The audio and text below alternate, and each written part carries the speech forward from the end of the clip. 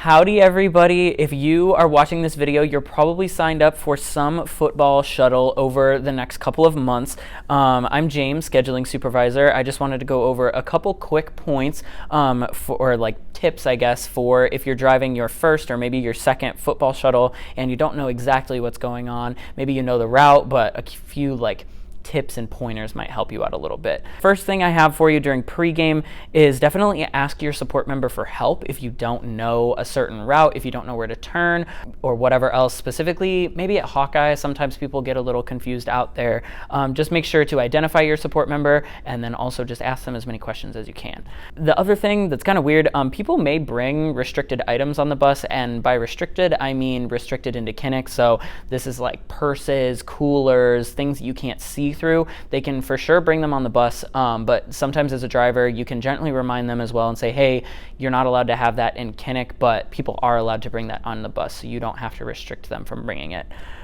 So during post-game, if you're signed up for downtown or Hampshire, you're going to be servicing the VA loop and then going either to downtown or Hampshire.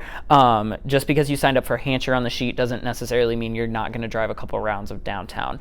What your support member is going to have you do is probably have 3 to 4 buses in the VA loop, and the rest of you are going to be staging at the VA Hospital, Newton Road, or Student Health if there are many of you on there. And then some of you may get switched out to Hawkeye occasionally, but during football shuttles, you have to be very, very flexible in where the support members want you to provide adequate service post-game.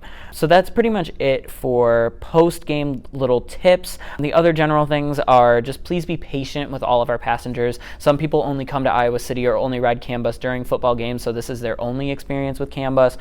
So please make sure to be patient and be friendly with them. I guess another tip that I totally forgot to mention, during post-game, if you are at the VA loop, please make sure that you are not opening your doors until you are that first bus in line there at the VA loop. Typically, the first few buses in the loop will be Hampshire buses, and the last bus will be downtown. If the support member tells you to do not open your doors or do not set your skulls to Hampshire or downtown, please do not do that preemptively, as we don't want people to start lining up by your bus and not have you going in the right place. So those are a couple tips for everybody who are driving football this season. If you have any questions long term, please hit me up. Otherwise, ask your support members day of game, and I will see y'all out there, out on the road.